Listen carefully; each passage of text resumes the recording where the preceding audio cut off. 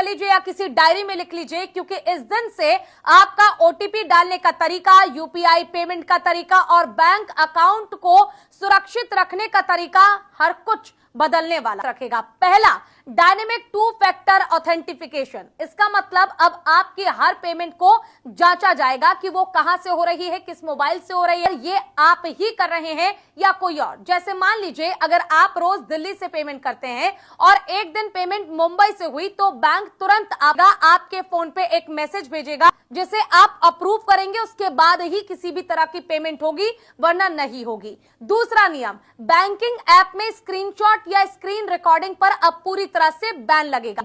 यह इसलिए किया गया है क्योंकि स्कैमर्स एनी डेस्क जैसे ऐप से इस्तेमाल करके आपके फोन को कंट्रोल करते हैं और उसको रिकॉर्ड कर लेते हैं, जिसके बाद वो आपके साथ फ्रॉड करते हैं। तीसरा नियम, नाइट टाइम ट्रांजैक्शन लॉक, यानी अब आपको अपने बैंकिंग ऐप में नए ऑप्शन मिलेंगे जिससे आप रात 11 बजे से सुबह 6 बजे तक अपनी सभी पेमेंट्स या ट्रांजैक्शंस को लॉक कर सकेंगे। अगर कोई चोर आपके पासवर्ड को जानता भी है तो भी वो आपके खाते से पैसे नहीं निकाल पाएगा। चौथा नियम, स्कैम और फ्रॉड करने वालों का अब ऑटो डिटेक्शन हो, जिसका काम होगा अगर आपके फोन में कोई भी फ्रॉड करने वाला ऐप या मालवेयर डाउनलोड हो गया है या कर दिया गया है तो जैसे ही आप ट्रांजैक्शन करेंगे उस समय ये आपके पास बार बार एक वार्निंग वो देगा है। पांचवा नियम, ओटीपी सिस्टम में सबसे बड़ा बदलाव, अब एसएमएस में आने वाले ओटीपी बंद हो जाए। जो बैंकिंग ऐप आप यूज करते हैं उसी में आपको अब ओटीपी मिलेगा।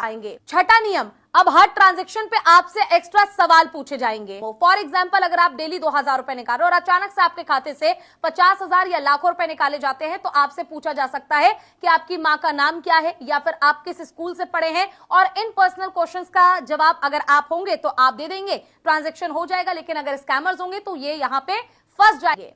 सातवां नियम है बिहेवियर बायोमेट्रिक्स। ये पूरी तरह से टेक्निकल होगा, यानी आपका जो बैंकिंग ऐप है वो आपके टाइपिंग के तरीके से, टाइपिंग के स्पीड से और आप स्क्रीन को कैसे हैंडल करते हैं इससे ये कंफर्म करेंगे कि ये आप ही है। अगर फिर स्कैमर्स आपके बैंकिंग ऐप से छेड़छाड़ करते हैं तो वो उसे टेक्निकली हैंडल करेंगे और देखेंगे कि इसका पैटर्न आपकी तरह है या नहीं। अगर नहीं होता है तो और ट्रांजैक्शन ब्लॉक कर दी जाएगी। आठवां आखिरी वो है आधार बायोमेट्रिक, यानी अब अगर आप बैंकिंग ऐप से मोटी रकम का ट्रांजैक्शन करते हैं 5 लाख 8 लाख तो हो सकता है कि आपसे उस समय आधार लिंक, फिंगरप्रिंट या फिर फेस स्कैन मांगा जाए। इनके बिना कोई भी पेमेंट होगी ही नहीं।